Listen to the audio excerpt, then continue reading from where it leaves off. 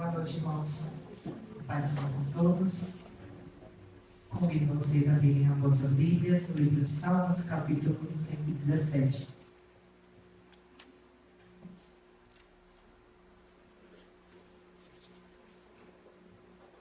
Salmos, capítulo 117.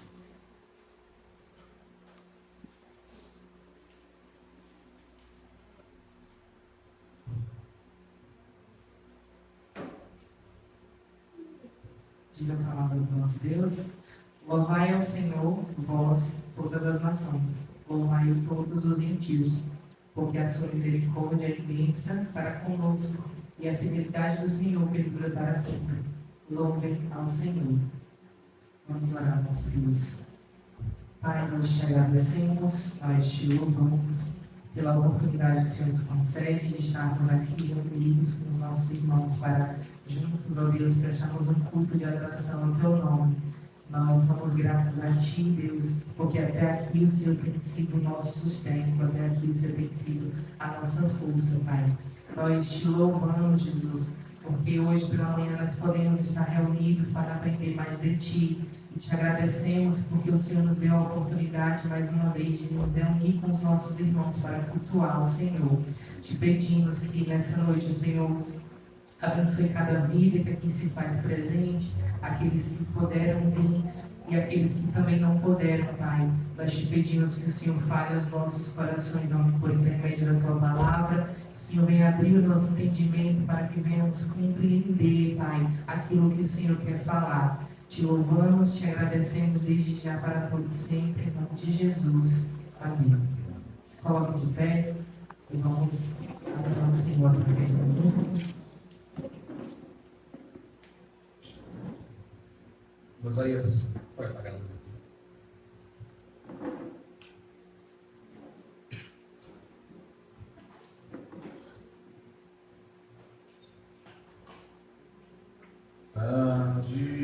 Vos amei, oh beleza antiga e tão nova, habitas dentro de mim, eu afora procurar.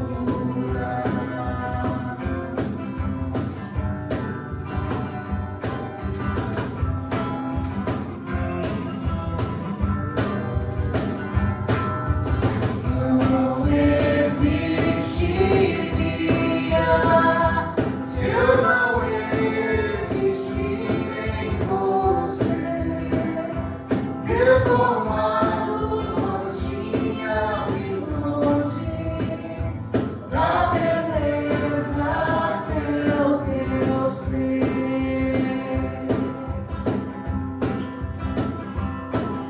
Sua voz bradou,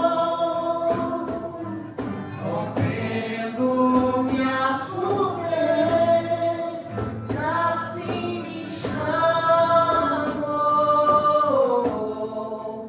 me chamou.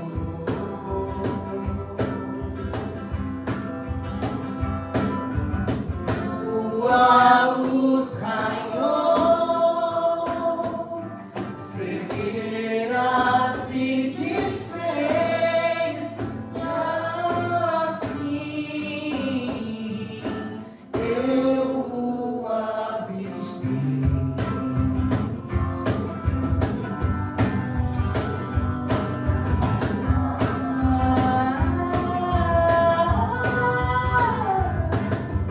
Tarde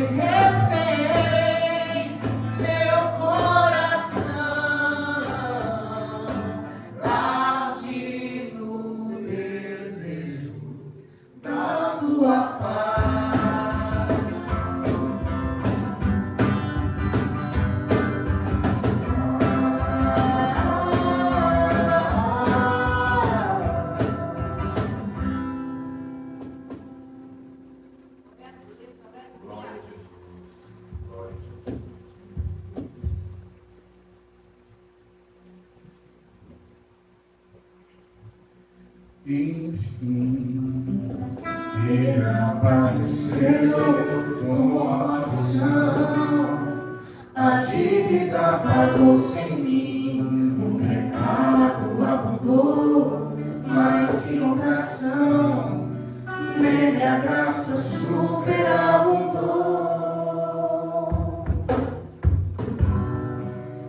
Olha pra te ver ao meu encontro,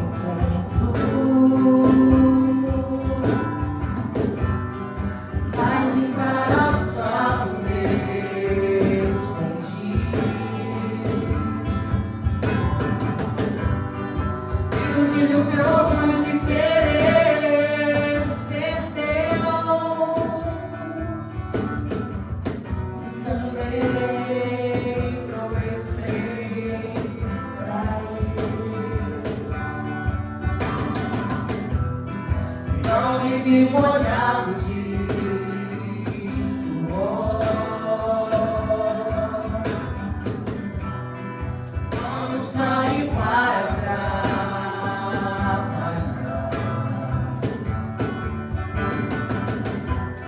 a esperança era a promessa que de Eva nasceria que a serpente iria esmagar e enfim ele apareceu, tomou a maçã, a dívida pagou-se em mim, o pecado acabou, mas que contradição, dele a graça superabundou. Não vivi molhado de suor, quando saí para trabalhar,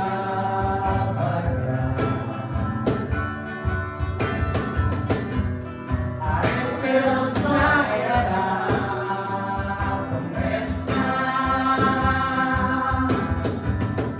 que de Eva nasceria que a serpente iria esmagar e enfim ele apareceu, tomou a maçã,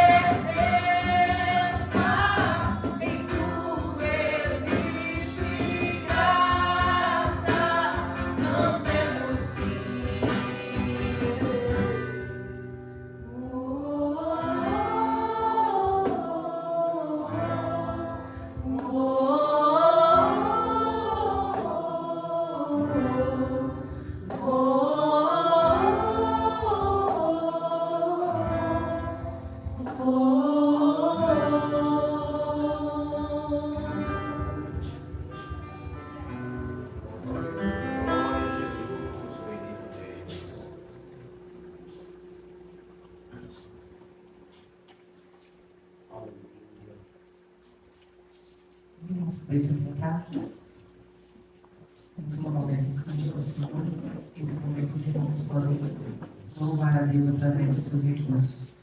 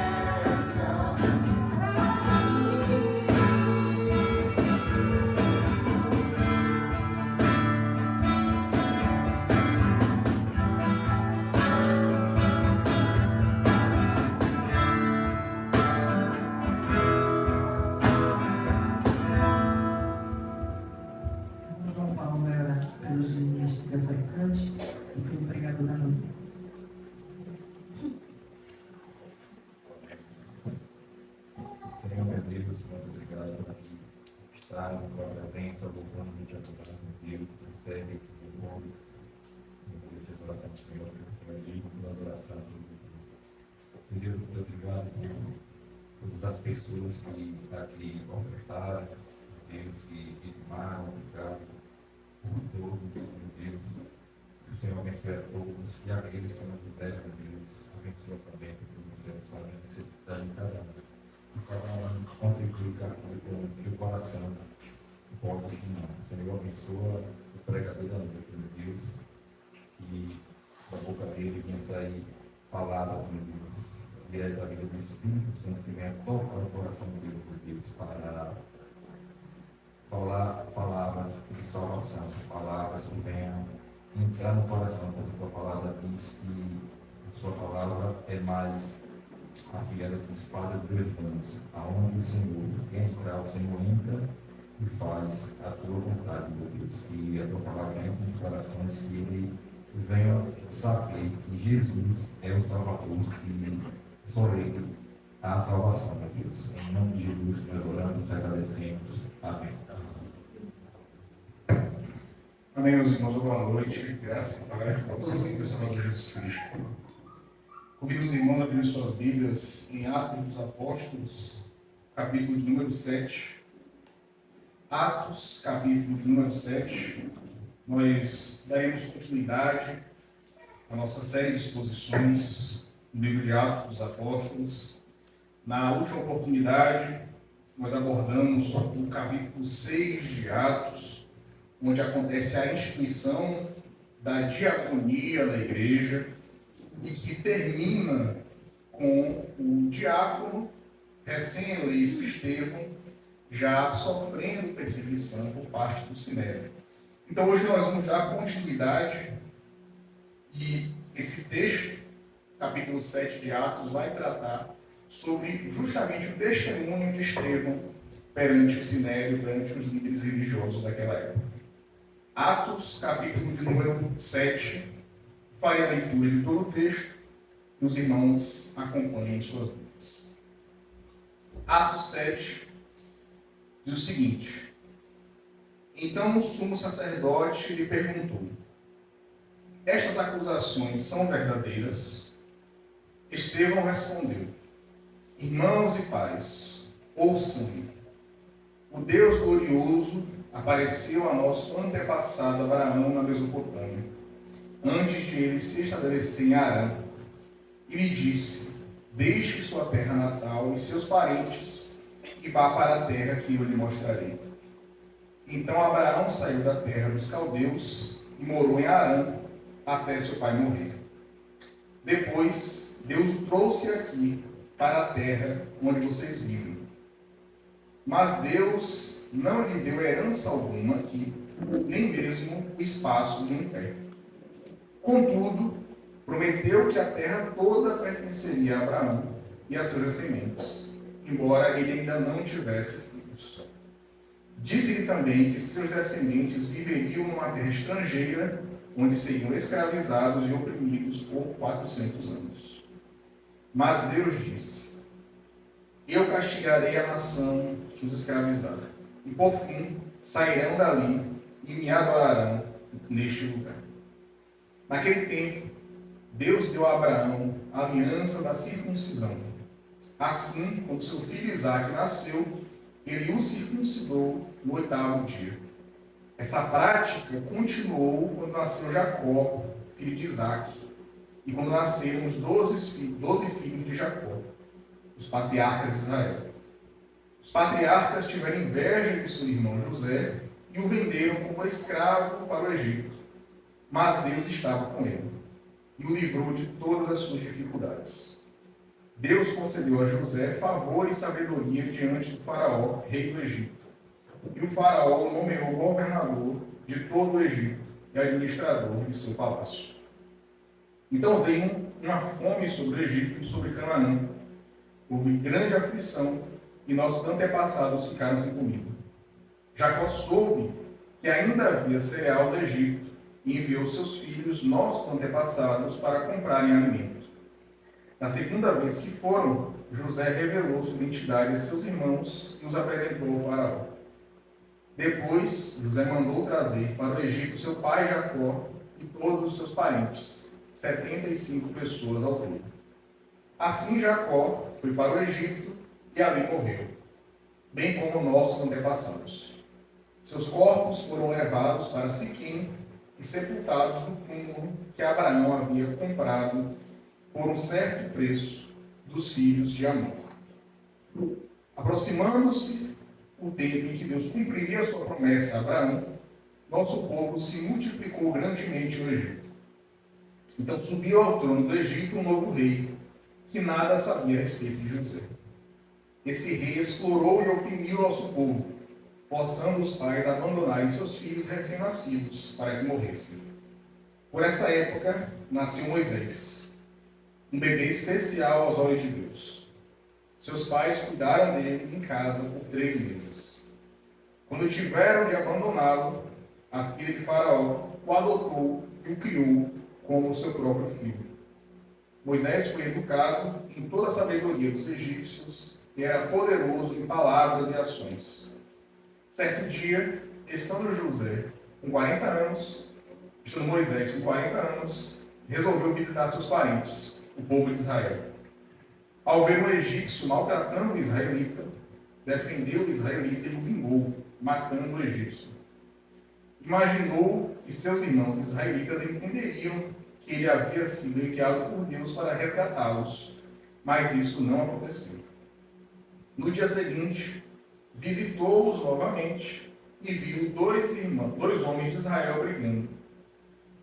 Tentando agir como pacificador, disse a eles: Homens, vocês são irmãos, por que brigam um com o outro? Mas o homem que era culpado empurrou Moisés e disse: Quem o nomeou líder e juiz sobre nós? Vai me matar como matou o egípcio ontem? Quando Moisés ouviu isso, fugiu e foi viver como estrangeiro na terra de Midian.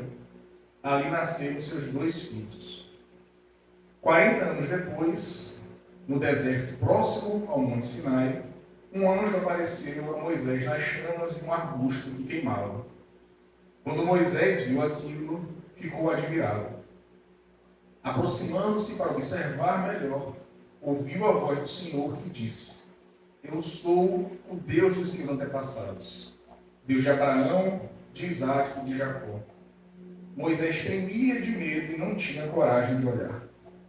Então o Senhor lhe disse: Tire as sandálias, pois você está pisando em terra santa. Por certo, tenho visto a aflição do meu povo no Egito. Tenho ouvido os seus gemidos e desci para libertá-los. Agora vá, pois eu o envio de volta ao Egito. Era esse o mesmo Moisés que o povo havia rejeitado quando lhe perguntaram: Quem o nomeou líder e juiz? Por meio do anjo que apareceu a Moisés no arbusto, em chamas, Deus o enviou para ser líder e libertador.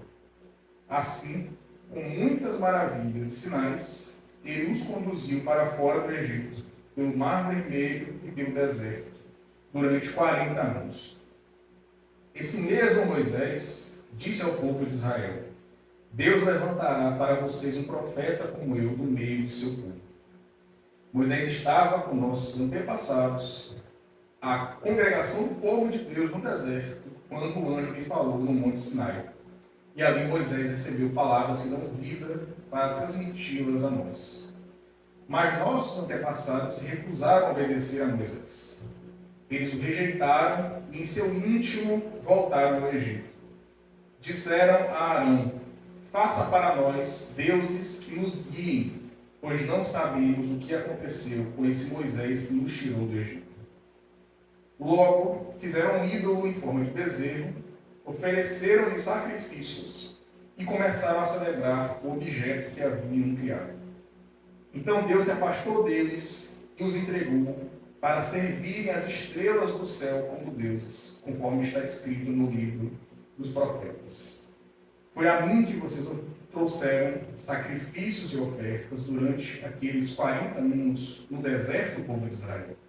Não, vocês carregaram o santuário de Moloque, a estrela de seu Deus Renfã, e as imagens que fizeram para adorá-los. Por isso, eu os enviarei para o exílio, para além da Babilônia. Nossos antepassados levaram com eles para o deserto o tabernáculo, construído de acordo com o modelo que Deus havia mostrado a Moisés. Anos depois, quando Josué comandou nossos antepassados nas batalhas contra as nações que Deus expulsou desta terra, foi levado com eles para seu novo território e ali ficou até o tempo do rei Davi. Davi encontrou favor diante de Deus e pediu para construir um templo permanente para o Deus de Jacó. Mas foi Salomão quem o construiu. O Altíssimo, porém, não habita em templos feitos por mãos humanas, como diz o profeta. O céu é meu trono e a terra é o suporte de meus pés. Acaso construiriam para mim um templo assim tão bom, diz o Senhor? Que lugar de descanso me poderiam fazer? Acaso não foram minhas mãos que criaram o céu e a terra? Povo teimoso, vocês têm um coração incircuncidado e são surdos para a verdade. Resistirão para sempre ao Espírito Santo? Foi o que seus antepassados fizeram e vocês também fazem. Que profetas seus antepassados não perseguiram? Mataram até aqueles que predisseram a vinda do justo, a quem vocês traíram e assassinaram. Vocês desobedeceram à lei de Deus, embora a tenham recebido das mãos de anjos. Os líderes judeus se enfureceram com a acusação de Estevão e rangiam os dentes contra ele. Mas Estevão, cheio do Espírito Santo, olhou firmemente para o céu e viu a glória de Deus, e viu Jesus em pé no lugar de honra, à direita de Deus. Olhem, disse ele, vejo os céus abertos e o Filho do Homem em pé no lugar de honra, à direita de Deus. Eles taparam os ouvidos e, aos gritos, lançaram-se contra ele. Arrastaram-no para fora da cidade e começaram a apedrejá-lo. Seus acusadores tiraram os mantos e os deixaram aos pés de um jovem chamado Saulo. Enquanto atiravam as pedras, Estevão orou: Senhor Jesus, recebe o meu espírito. Então caiu de joelhos e gritou: Senhor, não os culpe por este pecado. E com isto adormeceu. Vamos orar. Senhor Deus e Pai, seja louvado. Nós estamos diante da Tua palavra, diante desse incrível testemunho de fé do Teu servo Estevão, que nós temos acesso e que nos motiva a ter uma fé semelhante à fé que ele teve diante da morte. Nós oramos ao Senhor que esta mensagem, esta palavra, venha a ser aplicada aos nossos corações, que o Senhor abra os nossos corações para recebê-la, que o Senhor nos ajude para que tenhamos o coração aberto e atenção para ouvir aquilo que o Senhor revelou na Tua palavra e o que o Senhor tem para nos dizer esta noite. O Senhor traga a iluminação do Espírito Santo para a exposição dessa palavra. A oração que eu faço ao Senhor, pedindo e agradecendo no nome santo de Jesus. Amém. Meus irmãos, retornando ao final do versículo 6, nós temos aqui o contexto em que se dá todo esse testemunho que Estevão deu aqui no capítulo 7. Se os irmãos forem até o versículo 13 do capítulo 6, só voltar alguns poucos versículos aí, Atos 6, 13, esse texto vai dizer o seguinte: as falsas testemunhas declararam: este homem vive falando contra o santo templo e a lei de Moisés. Nós ouvimos dizer que este Jesus de Nazaré destruirá o templo e mudará os costumes que Moisés nos deixou. Nesse momento, todos os membros do conselho olharam para Estevão e viram que seu rosto parecia o rosto de um anjo. O que aconteceu, meus irmãos? Mais uma vez, acontece a convocação de um membro da igreja primitiva para prestar esclarecimentos diante do Sinédrio. E dessa vez, não foi como anteriormente com João e Pedro, onde os líderes do povo estavam preocupados, incomodados, devido à repercussão que os apóstolos estavam tendo por conta dos milagres que estavam realizando. Nesse caso aqui, se trata de falso testemunho. Falsas testemunhas foram trazidas com a finalidade de trazer prejuízo a Estevão. E as acusações que essas falsas testemunhas fizeram eram de grande gravidade. A primeira acusação era de que Estevão estava pregando contra a lei de Moisés. E a segunda, de que ele estava pregando contra o templo. Templo esse, onde se tinha ali para aquela população o acesso à presença de Deus. Então, basicamente, o que essas falsas testemunhas estão dizendo aqui é que existe alguém que está tentando perverter a nossa fé e faz parte de um grupo que quer destruir, demolir a habitação do nosso Deus. Então veja a seriedade das acusações que estão sendo feitas aqui a Estevão.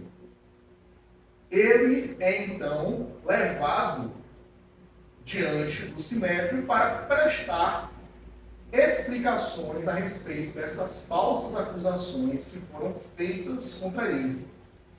E, curiosamente, meus irmãos, Estevão, ele não diz: essa é uma falsa testemunha. Eu nunca disse isso ou aquilo. Eu nunca falei contra a lei de Moisés, ou eu nunca falei contra o templo. E ele, de fato, não tinha falado contra essas coisas. Mas ele se utilizou dessa oportunidade para dar uma resposta muito mais grandiosa e uma resposta muito mais fundamentada do que simplesmente dizer essas pessoas já tinham 2 testemunhas, já era o suficiente para a condenação dele.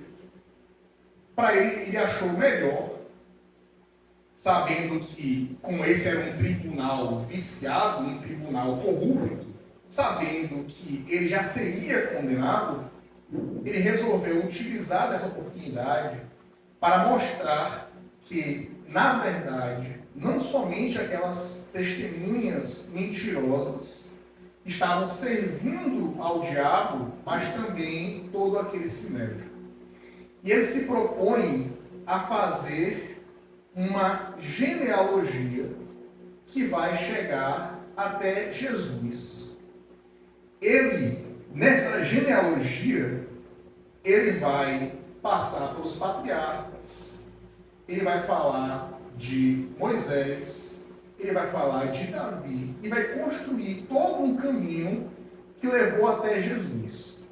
A acusação feita contra esse recém-diácono era de que ele estava se voltando contra a lei de Moisés. E o que ele comprova é que, na verdade, ele sim estava se cumprindo a lei de Moisés através da pessoa bendita de Jesus. Então vamos acompanhar, meus irmãos, esse texto, parte por parte, acompanhando primeiro essa genealogia que vai partir de Abraão e vai chegar até Jesus, e posteriormente a confrontação que Estevão faz àqueles líderes. Do versículo 2 ao 7, Estevão vai dizer a respeito de Abraão, aquele a quem Deus fez a promessa que dele surgiria a nação de Israel. Os versículos de 2 ao 7 dizem o seguinte, os irmãos acompanham suas Bíblias. Estevão respondeu: irmãos e pais, ouçam-me. O Deus glorioso apareceu a nosso antepassado Abraão na Mesopotâmia, antes de ele se estabelecer em Harã. E lhe disse: deixe sua terra natal e seus parentes, e vá para a terra que eu lhe mostrarei. Então Abraão saiu da terra dos caldeus e morou em Harã até seu pai morrer. Depois, Deus o trouxe aqui para a terra onde vocês agora vivem. Mas Deus não lhe deu herança alguma aqui, nem mesmo o espaço de um pé. Contudo, prometeu que a terra toda pertenceria a Abraão e a seus descendentes, embora ele ainda não tivesse filhos.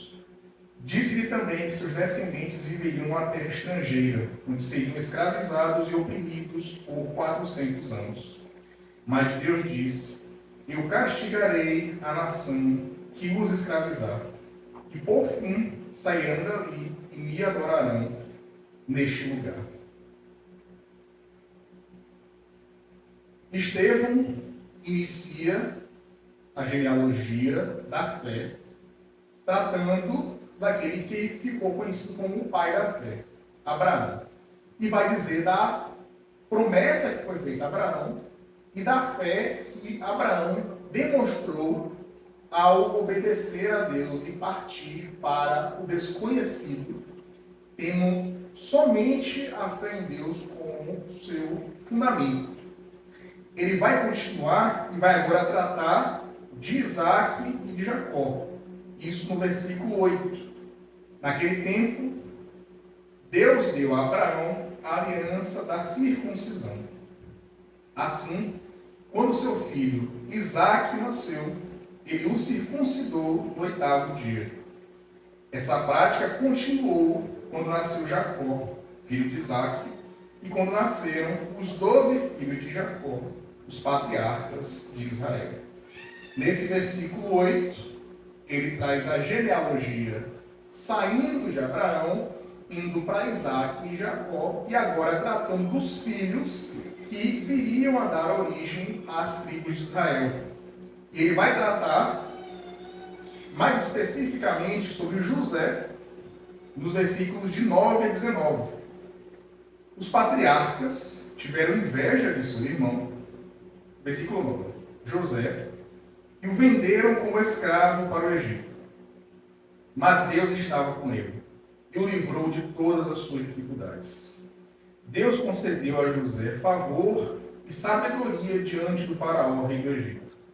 E o faraó o nomeou governador de todo o Egito e administrador de seu palácio. Então veio uma fome sobre o Egito e sobre Canaã. Houve grande aflição e nossos antepassados ficaram sem comida. Jacó soube que ainda havia cereal no Egito e enviou seus filhos, nossos antepassados, para comprarem alimento. Da segunda vez que foram, José revelou sua identidade a seus irmãos e os apresentou ao faraó.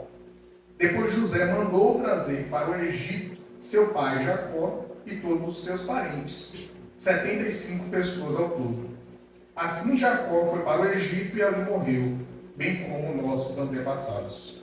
Seus corpos foram levados para Siquém e sepultados no túmulo que Abraão havia comprado com certo preço dos filhos de Amor. Aproximando-se o tempo em que Deus cumpriria sua promessa a Abraão, nosso povo se multiplicou grandemente no Egito. Então subiu ao trono do Egito um novo rei, que nada sabia a respeito de José. Esse rei explorou e oprimiu nosso povo, forçando os pais a abandonarem seus filhos recém-nascidos para que morressem. Os irmãos, a acusação feita pelas falsas testemunhas diz respeito a Moisés, a lei de Moisés, e ao templo. Então, agora que ele trouxe essa genealogia, saindo dos patriarcas, alcançando ali os seus filhos, ele vai tratar do próprio Moisés a partir do seu nascimento. Isso do versículo 20 ao versículo 44, que diz o seguinte: por essa época nasceu Moisés, um bebê especial aos olhos de Deus. Seus pais cuidaram dele em casa por 3 meses. Quando tiveram de abandoná-lo, a filha do faraó o adotou e o criou como seu próprio filho. Moisés foi educado em toda a sabedoria dos egípcios e era poderoso em palavras e ações. Certo dia, estando Moisés com 40 anos, resolveu visitar seus parentes, o povo de Israel. Ao ver um egípcio maltratando o israelita, defendeu o israelita e o vingou, matando o egípcio. Imaginou que seus irmãos israelitas entenderiam que ele havia sido enviado por Deus para resgatá-los, mas isso não aconteceu. No dia seguinte, visitou-os novamente e viu 2 homens de Israel brigando. Tentando agir como pacificador, disse a eles: homens, vocês são irmãos, por que brigam um com o outro? Mas o homem que era culpado empurrou Moisés e disse: quem o nomeou líder e juiz sobre nós? Vai me matar como matou o egípcio ontem? Quando Moisés ouviu isso, fugiu e foi viver como estrangeiro na terra de Midian. Ali nasceram seus 2 filhos. 40 anos depois, no deserto próximo ao Monte Sinai, um anjo apareceu a Moisés nas chamas de um arbusto que queimava. Quando Moisés viu aquilo, ficou admirado. Aproximando-se para observar melhor, ouviu a voz do Senhor que disse: eu sou o Deus de seus antepassados, o Deus de Abraão, de Isaque e de Jacó. Moisés tremia de medo e não tinha coragem de olhar. Então o Senhor lhe disse: tire as sandálias, pois você está pisando em terra santa.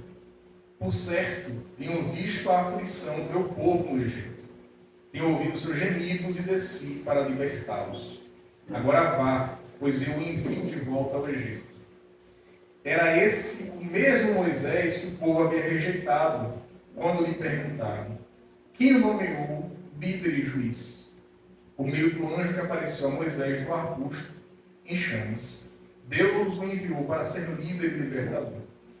Assim, com muitas maravilhas e sinais, ele os conduziu para fora do Egito, pelo Mar Vermelho e pelo deserto durante 40 anos. Esse mesmo Moisés disse ao povo de Israel: Deus levantará para vocês um profeta como eu, do meio do seu povo. Moisés estava com nossos antepassados, a congregação do povo de Deus no deserto, quando o anjo lhe falou no Monte Sinai. E ali Moisés recebeu palavras que dão vida para transmiti-las a nós. Mas nossos antepassados se recusaram a obedecer a Moisés. Eles o rejeitaram e em seu íntimo voltaram ao Egito. Disseram a Arão: faça para nós deuses que nos guiem, pois não sabemos o que aconteceu com esse Moisés que nos tirou do Egito. Logo fizeram um ídolo em forma de bezerro, ofereceram-lhe sacrifícios e começaram a celebrar o objeto que haviam criado. Então Deus se afastou deles e os entregou para servirem as estrelas do céu como deuses, conforme está escrito no livro dos profetas. Essa aqui é uma citação de Amós, capítulo 5, que diz o seguinte: foi a mim que vocês trouxeram sacrifícios e ofertas durante aqueles 40 anos no deserto, povo de Israel.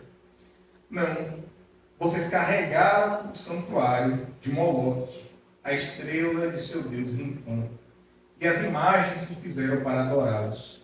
Por isso, eu os enviarei para o exílio, para além da Babilônia.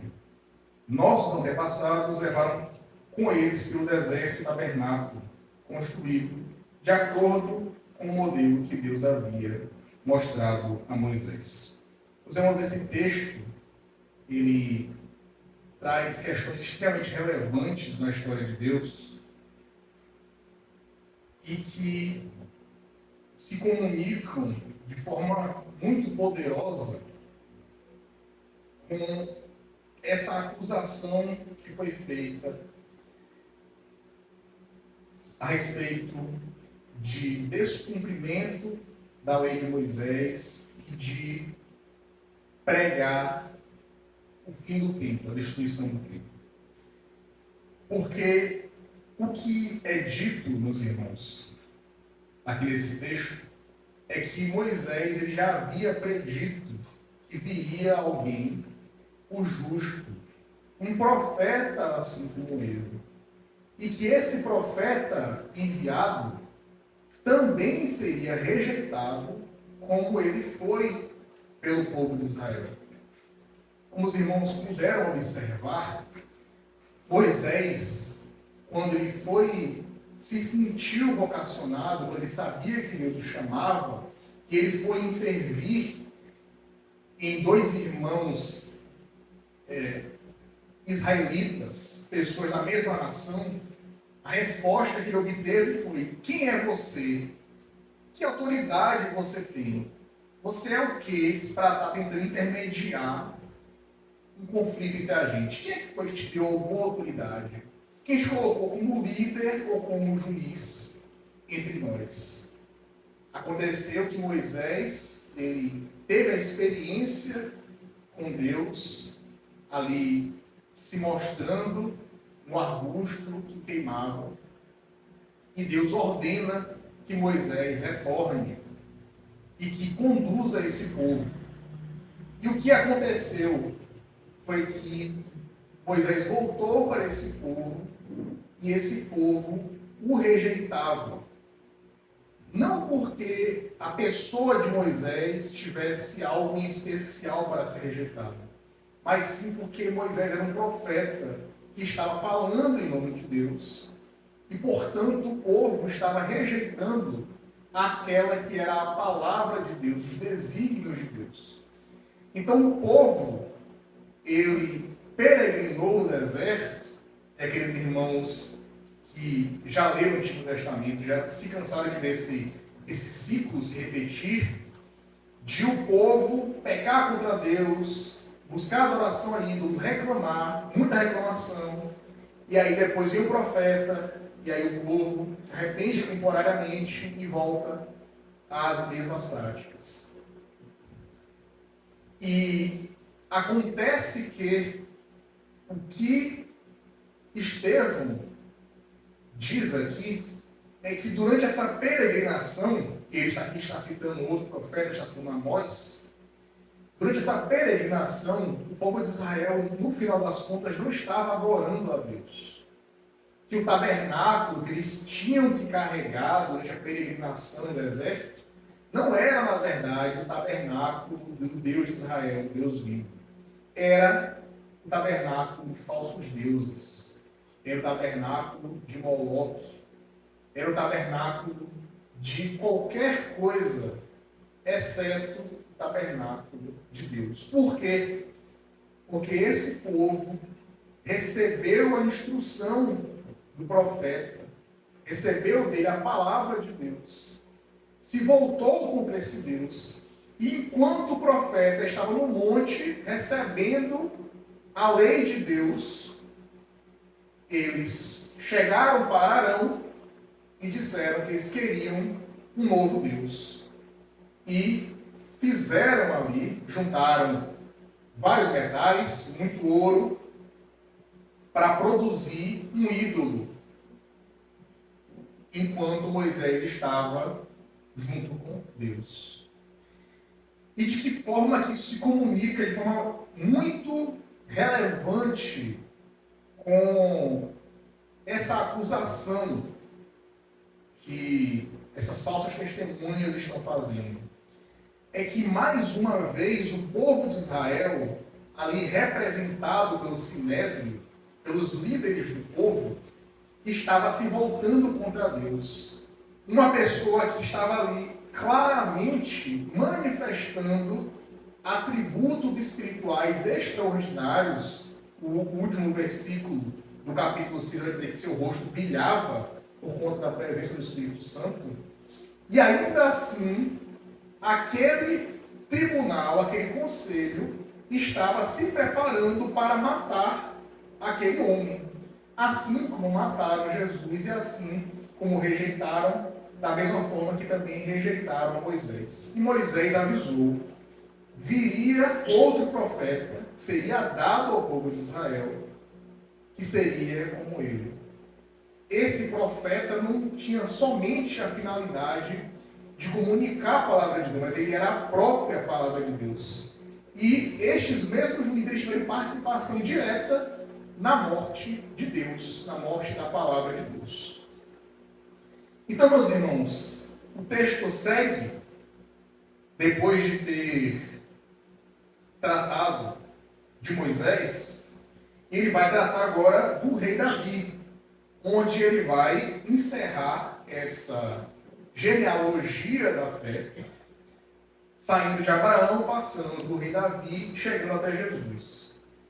O versículo 45 diz o seguinte: anos depois, quando Josué comandou nossos antepassados nas batalhas contra as nações que Deus expulsou da terra, foi levado com eles para seu novo território e ali ficou até o tempo do rei Davi.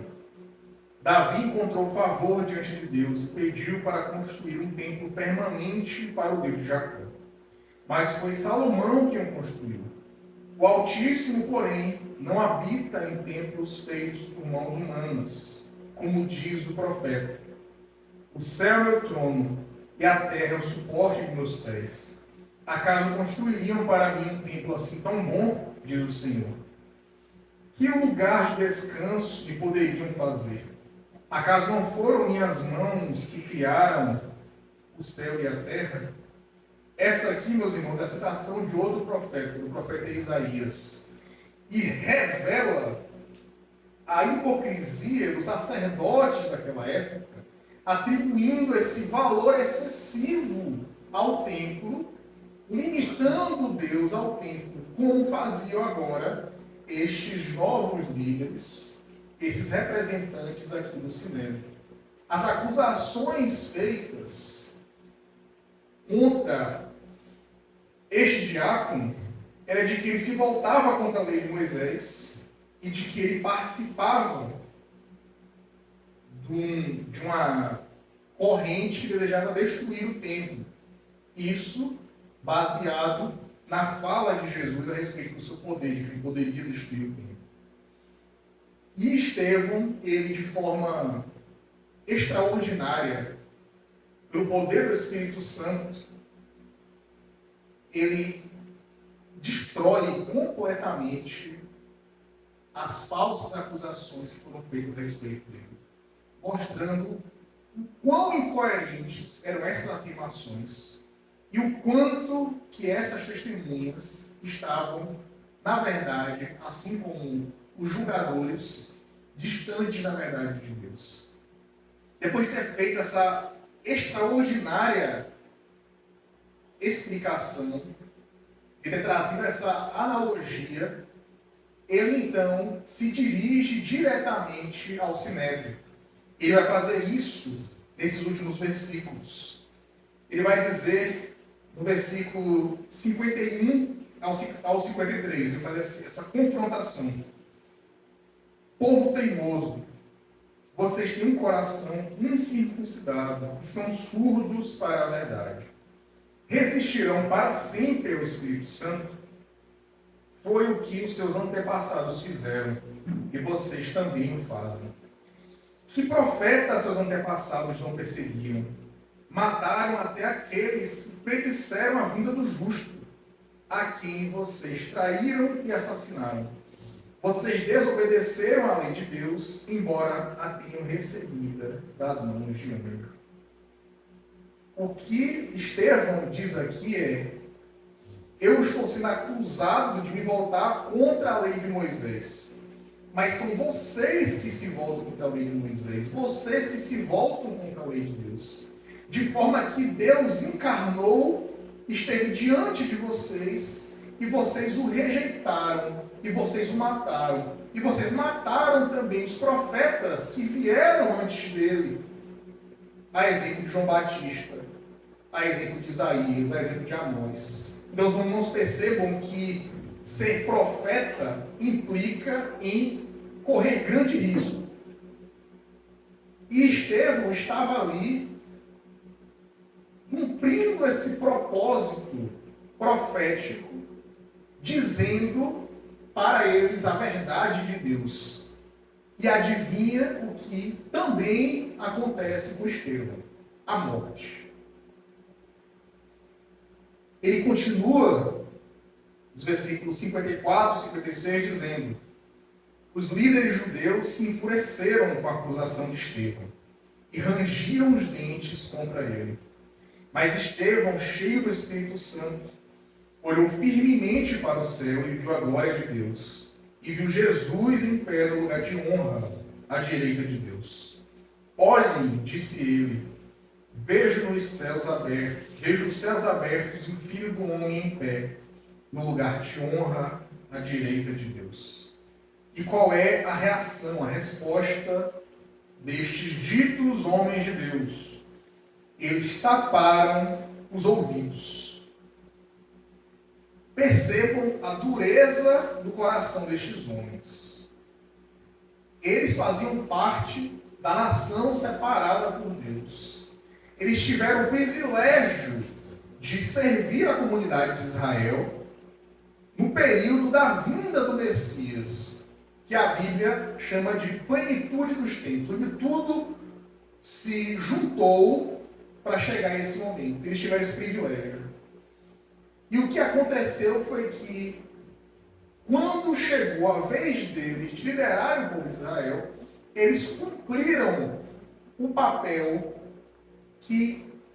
de mais desonra que poderia acontecer, que era o de simplesmente tirar a vida do justo, do autor da vida, do Messias prometido que agora se revelava ao mundo. E eles cumpriram esse papel, mas não somente cumpriram esse papel diabólico, eles continuaram perseguindo a igreja desde a sua fundação, em nome de Deus, dizendo e afirmando estar zelando pela lei de Deus e pela presença de Deus, que era representada pelo templo. Eles, diante de um homem que tinha o seu rosto que brilhava, tamanha era a presença de Deus. E este homem que já estava nos seus últimos minutos de vida, já vislumbrando a glória e já vendo o Jesus a quem ele servia, à direita do Pai, aguardando por ele, essa visão gerou ódio desses homens. Essa visão do Deus glorificado, a quem eles tinham assassinado, gera neles ódio. E como eles eram absolutamente cegos, e o texto vai usar o termo aqui também de surdos, eles não conseguiam ver as mesmas coisas que Estevão viu. Simplesmente porque eles serviam ao diabo. E a vontade de Deus era para eles motivo de ranger os dentes, assim como foi para o povo de Israel, sob o comando de Moisés. Então, esses aqui, meus irmãos, são os últimos minutos de vida de um homem de Deus extraordinário. E nos impressiona o tamanho da incredulidade, da maldade, da perversão desses líderes que estavam conduzindo o povo. E o texto vai dar continuidade, versículo 58, dizendo: arrastaram-no para fora da cidade e começaram a apedrejá-lo. Seus acusadores tiraram os mantos e os deixaram aos pés de um jovem chamado Saulo.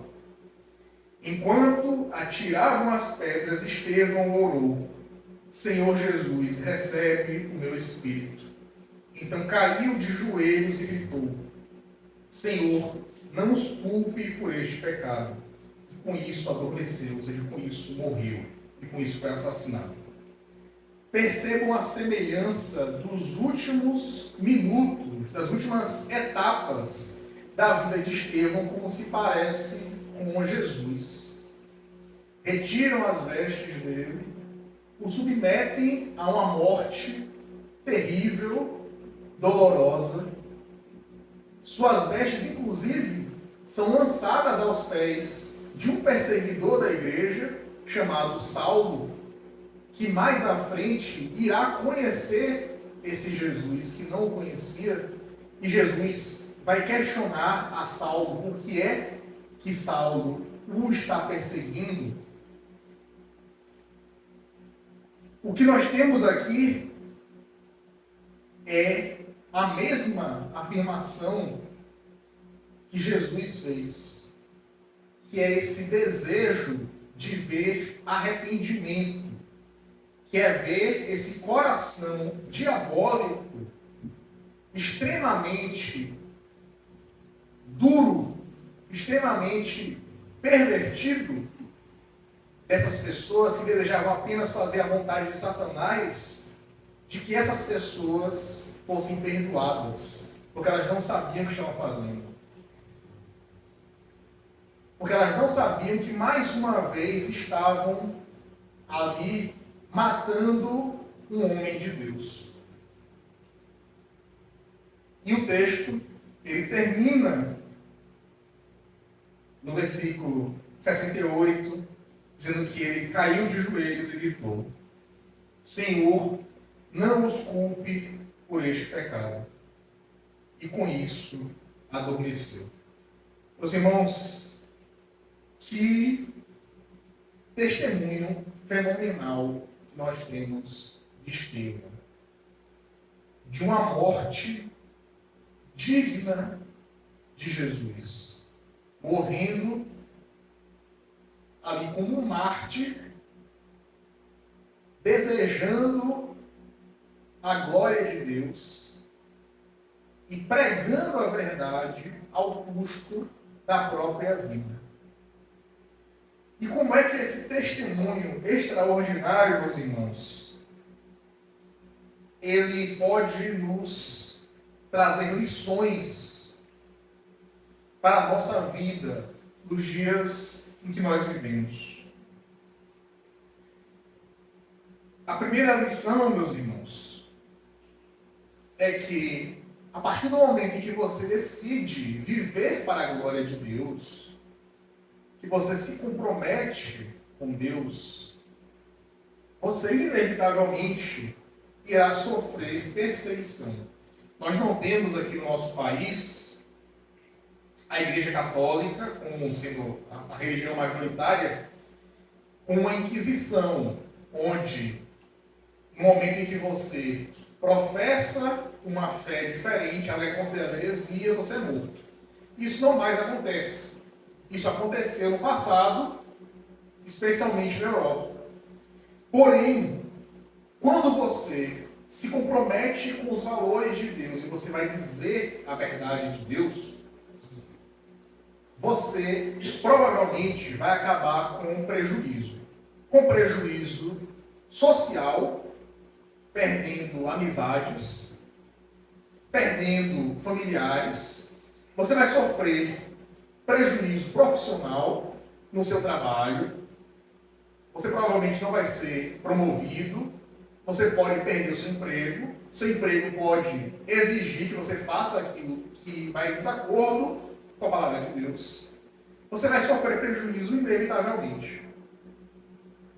E graças a Deus nós vivemos num país onde a nossa fé, nós temos espaço ainda para professá-la sem a punição da morte. Mas isso ocorre hoje pelo mundo, em que irmãos nossos são, assim como Estevão, assassinados pela afirmação de que Jesus é o Filho de Deus. A mesma afirmação que levou Jesus à sua condenação e morte. Temos irmãos hoje, especialmente na Ásia e na África, Oriente Médio, onde professar essa fé é motivo de morte. E tem muitos irmãos que estão seguindo esse caminho da morte, justamente por vislumbrarem Jesus assentado à direita de Deus, pronto para recebê-los. Isto, meus irmãos, é uma verdade extremamente importante nos dias de hoje, onde nós temos uma grande quantidade de pregações que vão dar enfoque naquilo que você pode conseguir, especialmente financeiramente, emocionalmente, realização de sonhos, o que quer que seja. Enquanto que a pregação de Jesus é que o sonho de Deus é que você morra para si, se torne uma nova pessoa e viva para Ele. Esse é o sonho de Deus. Não é casa, nem carro, nem casamento, nem filho, nem saúde, nem nada desse gênero. O desejo de Deus é a sua morte para que Ele viva em você.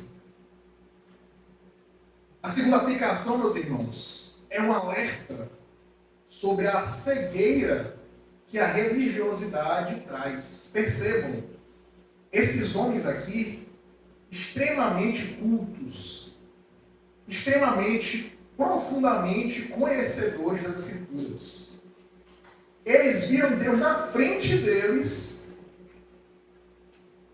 não o conheciam, não o identificaram, mataram a Deus, não suficientemente, saíram matando todo mundo que seguia a Deus.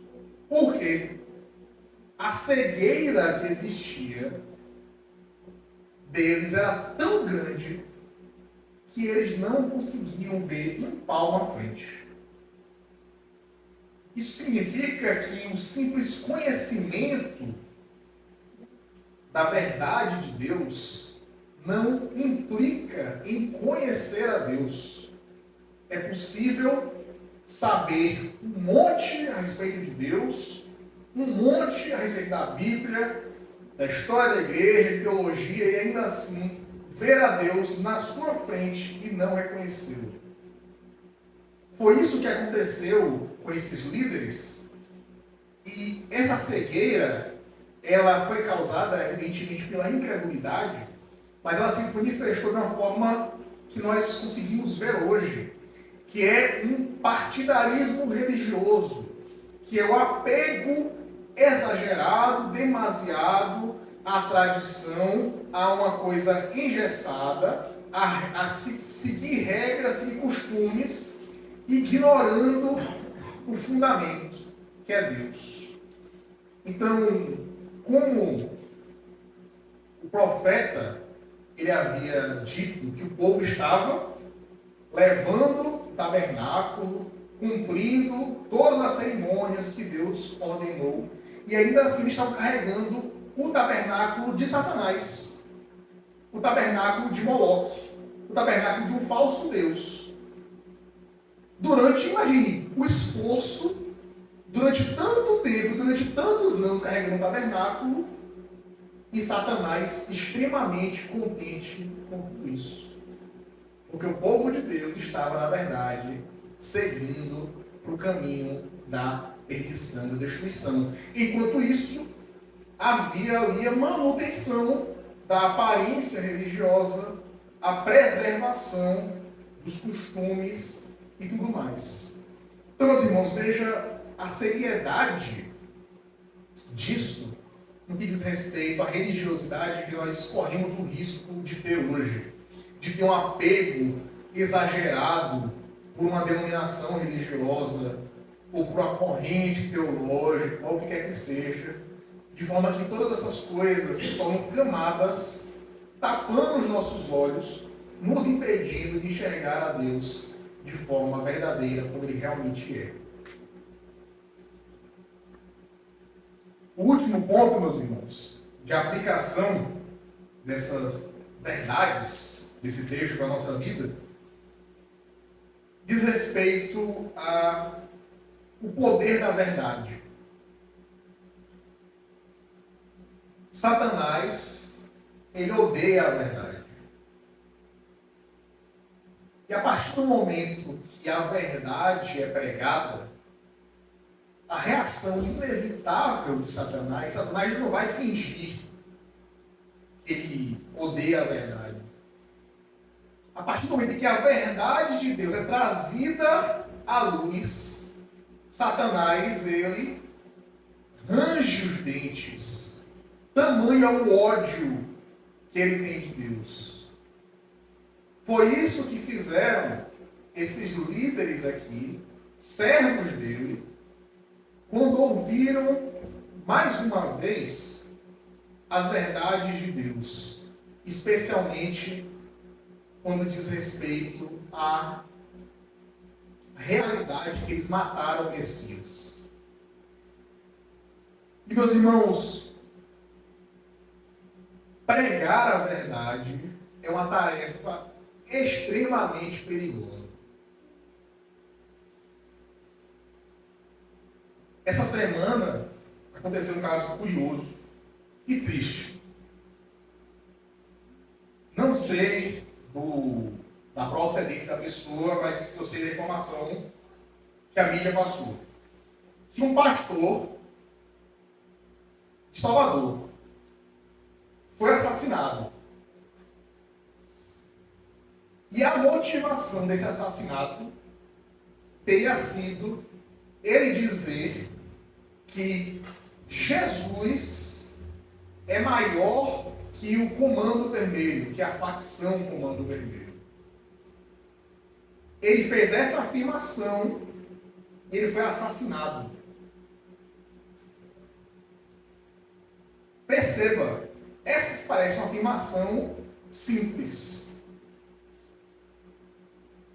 Mas essa foi uma verdade que incomodou tanto um servo de Satanás que resolveu matar esse pastor por conta dessa afirmação. Os irmãos vão ver as notícias da pessoa que faz um símbolo que é associado a uma facção e já tem sua vida tirada. Imagine esse pastor que se propôs a dizer que Jesus é maior que a facção criminosa. Isso foi razão suficiente para que ele perdesse a vida. Meus irmãos, imagine como é a realidade dos pastores nas favelas do Rio de Janeiro. Um pastor que precisa confrontar um traficante que toma à força uma irmã da igreja porque ele considera que ele tem o poder e a autoridade de escolher a mulher para ele, fazer o uso da força e todo mundo precisa aceitar. A polícia não vai lá para resolver isso. Agora imagine o papel do pastor diante da situação dessa. Para confrontar esse lobo que está ali oprimindo, sugando e muitas vezes assassinando uma mulher que o rejeitou. Perceba que, embora nós não vivamos num país onde existe uma perseguição que nos leve à morte, o avanço do reino de Satanás, ele se mostra extremamente visível nesses ambientes de criminalidade. E isso não é só no Rio de Janeiro, esse tipo de coisa acontece no nosso estado, como aconteceu com esse pastor essa semana. E, finalizando, meus irmãos, a Escritura nos traz uma orientação sobre qual deve ser o nosso comportamento diante desse inimigo extremamente perverso e impiedoso, que é o inimigo das nossas almas, que é Satanás. 1 Pedro, capítulo 5, versículo 8, vai dizer o seguinte: estejam atentos, tomem cuidado com seu grande inimigo, o diabo, que anda como um leão rugindo à sua volta, à procura de alguém para devorar. Uma coisa, meus irmãos, que nós podemos aproveitar e admirar nossos irmãos pentecostais é que eles têm medo do diabo. Eles falam do diabo frequentemente. E nós, de um meio mais tradicional, não temos tanto esse enfoque adequadamente. Mas nós precisamos estar atentos. Porque enquanto nós estamos vivendo a nossa vida, o diabo, ele está no entorno, buscando uma oportunidade, buscando um dia em que você esqueceu de trancar a porta para entrar na sua vida e causar estrago. Então, no momento em que você baixa a guarda, ele não vai ter pena. Ele vai ser absolutamente avassalador e causar o máximo de estrago que ele puder. O diabo não está brincando. Portanto, nós não podemos também brincar sendo displicentes com a nossa fé. Isso tem um potencial muito grande de acabar em tragédia. Especialmente se você resolver se expor com a finalidade de elevar a verdade de Deus para que o mundo a veja. Então se prepare, porque a consequência disso é que você terá um alvo gigantesco nas suas costas. Essa é a mensagem do Evangelho, é a mensagem da cruz, a mensagem de renúncia, é a mensagem de morte. Não é uma mensagem de triunfo nessa vida, mas sim de triunfo sobre Satanás, de triunfo sobre a morte. Nós celebramos o triunfo de Jesus sobre o pecado, sobre Satanás e a morte na cruz, pagando pelos nossos pecados através do seu sangue. Vamos orar. Senhor Deus e Pai, o Senhor seja louvado. Nós agradecemos a Ti por esse testemunho poderoso do Teu servo Estevão, que nos constrange, que nos anima a viver uma vida como a que ele viveu, de ter sido escolhido justamente por ter uma fé visível para servir a Ti como diácono e de ter entregado ao Senhor a própria vida em nome da verdade. Que o Senhor nos ajude a ter este amor pela verdade que Estevão teve. Nos ajude a não amar este mundo, a não amar esse século, não amar a nossa vida, mas nos ajude a ter esse amor por Jesus, para que nós coloquemos a verdade do Teu Filho à luz do mundo exposta, e que, em caso de sermos perseguidos, saibamos que somos bem-aventurados por conta disso. Que o Senhor aplique esta palavra aos nossos corações, que ela nos acompanhe durante a semana e que venha não somente afetar o nosso intelecto, mas afetar o nosso coração, de forma que as nossas atitudes se tornem mais parecidas com a de Estevão, mais parecidas com a do Teu Filho Jesus. Esse é o desejo do nosso coração e a oração que fazemos ao Senhor, no nome santo de Jesus. Amém. Aviso antes. Não tendo aviso, meus irmãos, o culto está encerrado. Vamos nos confraternizar.